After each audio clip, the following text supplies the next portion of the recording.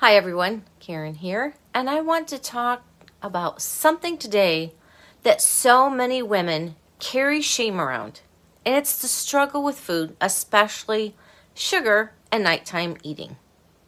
For years, I believed something about myself that many women believe. I believed I lacked discipline. I could run a household. I could show up for everyone else.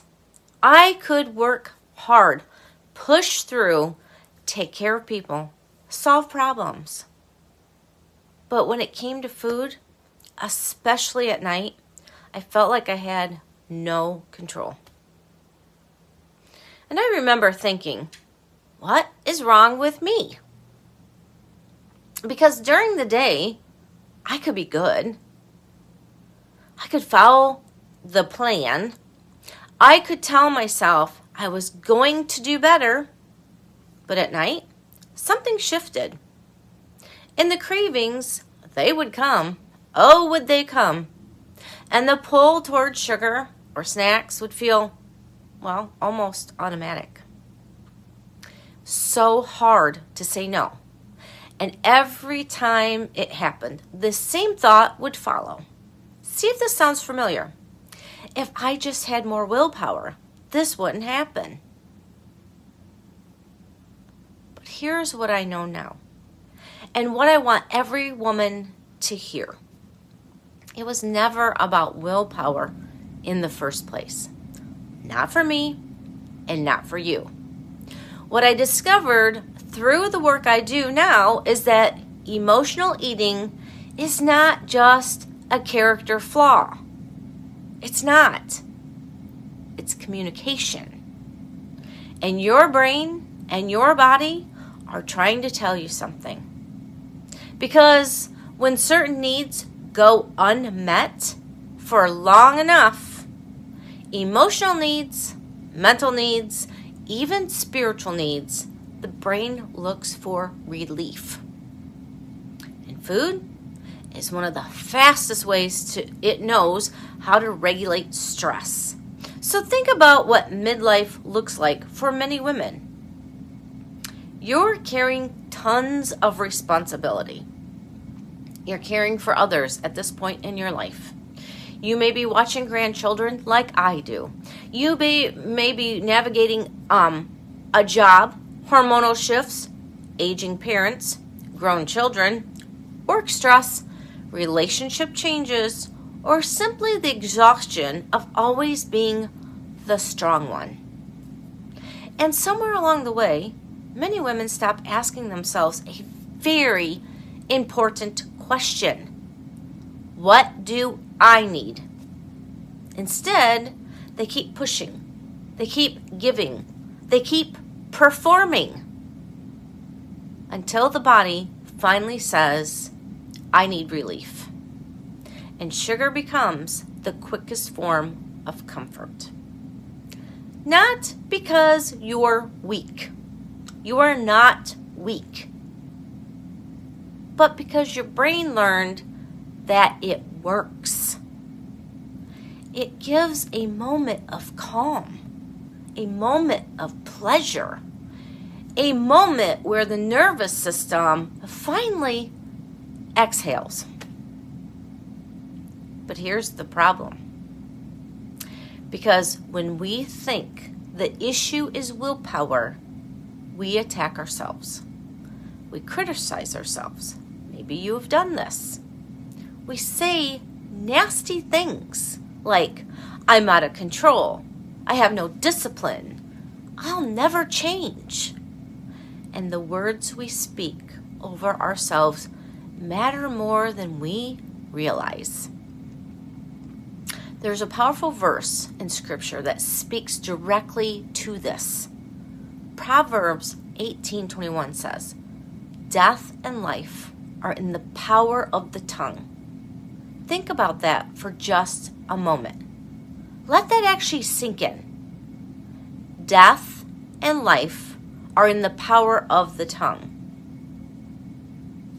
The words we speak about ourselves, about our bodies, about our ability to change, it carries a heavy weight.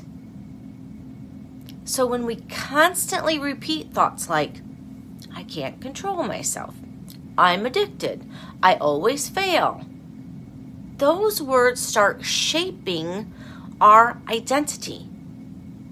And when something becomes part of our identity, our brain works very, very hard to keep it true. But what if the struggle with food isn't your identity? What if it's simply a learned pattern? A coping strategy your brain adopted during seasons where your needs weren't being met? Because here's what I've seen over and over again.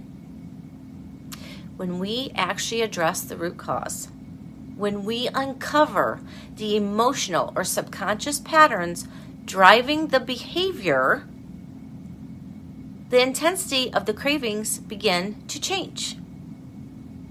Not because you forced yourself to be stronger, but because the brain no longer needs the behavior in the same way. And this is why the work I do focuses on the subconscious mind. Because most of our habits, including emotional eating, are not a conscious decision. They're an automatic program.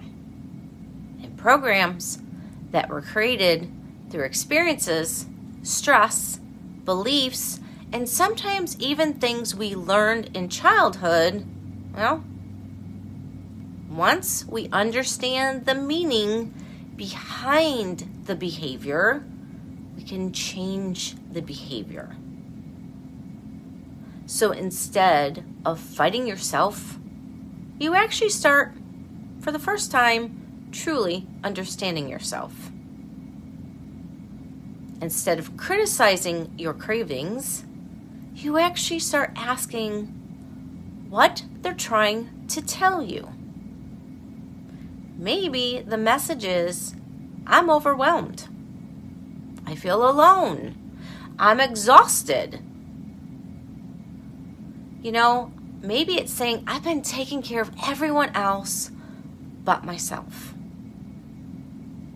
And when those deeper needs start being acknowledged, something actually shifts. The battle softens. And the urge, it loses some of its grip. And this is where something else becomes very important. Mindfulness around the words you speak over yourself. Because if life and death are truly in the power of the tongue, then what we say daily really matters. And what if instead of saying, I have no control with food, we say, you begin saying, as I did, I'm learning to understand my body. I love my body. And instead of, I'm always failing, you said to yourself, I'm discovering what I really need.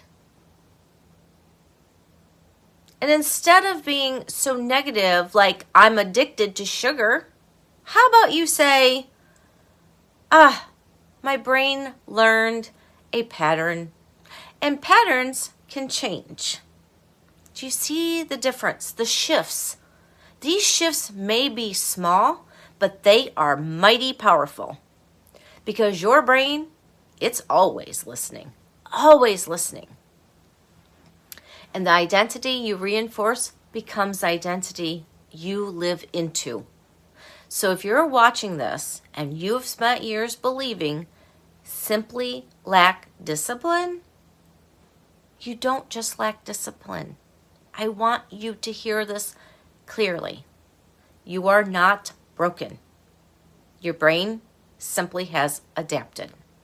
Your nervous system learned ways to cope. And the right tools and the right support, those patterns can actually absolutely change, and rapidly. not through more restriction, because we already know what that leads to, and not through more punishment, because we've done that long enough, but actually through understanding the deeper needs underneath that behavior. See, when those needs are finally acknowledged and addressed, food stops carrying the same emotional weight, and freedom starts becoming possible. If this message resonates with you, I would love to hear from you.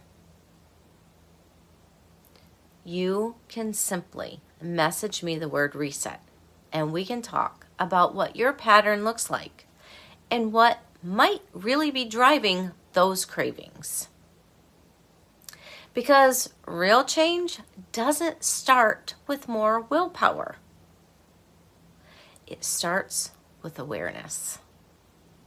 And sometimes the most powerful shift begins with changing the story and the words you've been speaking over yourself literally for years. Thanks for being here with me today. Be blessed, and I'll see you soon.